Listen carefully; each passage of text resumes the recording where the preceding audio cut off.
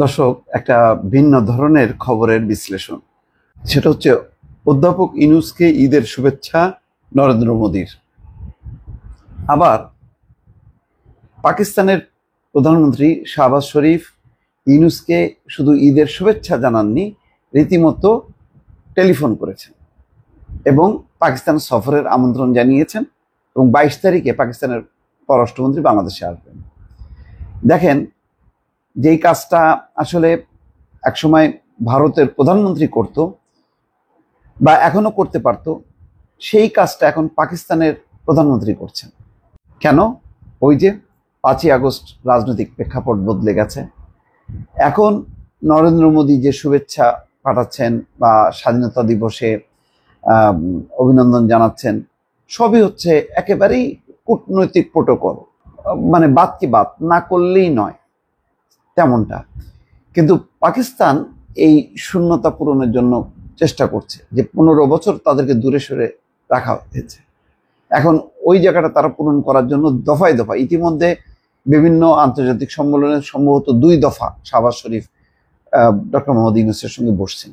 আবার দেখেন, সামনে বিমস্টেক সম্মেলন, বাংলাদেশ চিঠি লিখছে পর্যন্ত যে আসেন একটু কথা বলি। না, ওনাদের সময় নেই, নরেন্দ্র মোদীর সময় নেই। 2 থেকে 4 তারিখ পর্যন্ত বিমস্টেক সম্মেলন হবে, সেখানে 5 মিনিটের জন্য বা 2 মিনিটের জন্য নরেন্দ্র মোদীর সময় নেই। তিনি বলছেন না, শুধুমাত্র একটা দ্বিপাক্ষিক বৈঠক হবে, সেটা থাইল্যান্ডের প্রধানমন্ত্রীর সঙ্গে, সেখান থেকে তিনি চলে যাবেন শ্রীলঙ্কায়। তো ঠিক আছে, গেল, কিন্তু যে জায়গায় সম্মেলন স্থল হচ্ছে, এখানে তো অনেকগুলো দেশের সরকার প্রধান বা রাষ্ট্রপ্রধানরা আসবে। তারা তো সাইড লাইনে বসবে না? কোনো সাইড লাইনে কি মিটিং হবে না কারোর না কারোর সাথে? হবে তো, ডক্টর মোহাম্মদ ইউনূসের সঙ্গেও হবে, কিন্তু নরেন্দ্র মোদীর সঙ্গে কেন হবে না? সবচেয়ে পাশের দেশ, এবং নরেন্দ্র মোদীর নীতি নাকি বলছে যে কি প্রতিবেশী আগে, মানে নেইবার ফার্স্ট। এই যে তার নীতি ছিল, এখন নেইবার ফার্স্ট কোথায় গেল?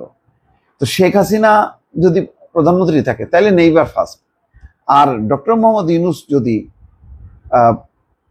প্রধান উপদেষ্টা থাকেন তাহলে নেইবার ফার্স্ট না, তখন নেইবার হচ্ছে লাস্ট। আর দূরবর্তী দেশ পাকিস্তান, যদিও বাংলাদেশের একটা অংশ ছিল এক সময়, পূর্ব পাকিস্তান আর পশ্চিম পাকিস্তান, কিন্তু এখন তো এটা দূরে। পাকিস্তানের সাথে তো কোনো সীমান্ত সংযোগ নেই। পাকিস্তানে যাইতে গেলে ভারত পাড়ি দিয়ে যাইতে হয়। সেই পাকিস্তান এখন মানে ঈদের শুভেচ্ছা জানায়, তারপরে টেলিফোন করে। তাদের পররাষ্ট্রমন্ত্রী বাংলাদেশে আসবে, ভারতের পররাষ্ট্রমন্ত্রী আসার আগেই, ভারতের পররাষ্ট্রমন্ত্রী তো আসেনি, আসছে সচিব আসছে, এবং তারপর থেকে তো তারা তাদের অবস্থান পাল্টায়নি। এর মধ্যে জয়শঙ্করের সাথে পররাষ্ট্র উপদেষ্টা তহিদ হোসেনের বৈঠক হয়েছে। বৈঠকের পরে বলছে যে না, তারপরেও বলছে যে টেলিভিশনে বা পত্রিকায় সাক্ষাৎকারে বলছে যে তাদের পাল্টাইতে হবে সংখ্যালঘুদের ব্যাপারে। তো তহিদ হোসেন বলছে বাংলাদেশের সংখ্যালঘু এটা বাংলাদেশের ইস্যু, আর ভারতের সংখ্যালঘু ভারতের ইস্যু। এখন মার্কিন রিপোর্ট কি বলছে? সংখ্যালঘুদের উপর অত্যাচার নির্যাতনের জন্য ওদের যে কেন্দ্রীয় গোয়েন্দা সংস্থা তার উপর নিষেধাজ্ঞা জারি করতে বলছে।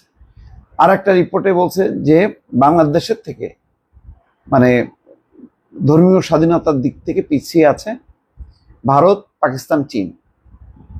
আবার আরেকটা আইপিইউ, ইন্টার পার্লামেন্টারি ইউনিয়ন, মানে 182টা দেশের যে পার্লামেন্ট আছে তাদের সংস্থা, জেনেভাতে যার সদর দপ্তর, তারা বলছে কি যে ভারতের যেই পার্লামেন্ট এবং ভারতকে তারা নিন্দা জানাইছে যে তারা মানে ভিন্ন মতের এক এমপি মহুয়া মৈত্রীকে কোনো রকম শোকজ না করে তার সদস্যপদ খারিজ করছে, বলছে এটা কোনো গণতন্ত্র না।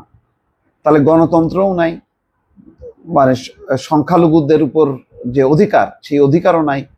তারপরেও ভারত হলো টেক্কা মারে বাংলাদেশের উপরে যে বাংলাদেশে সংখ্যালঘু নির্যাতন হচ্ছে, সুতরাং রেগুলার গভর্নমেন্ট আসলে তারপর তারা মানে সম্পর্ক স্থাপন করবে, এরকম একটা মনোভাব। এখন এই কারণেই বলছি যে ঈদের যে শুভেচ্ছা, এইটা হচ্ছে নরেন্দ্র মোদী একটা ধারাবাহিক একটা বাদ কি বাদ, এর মধ্যে আন্তরিকতা নেই।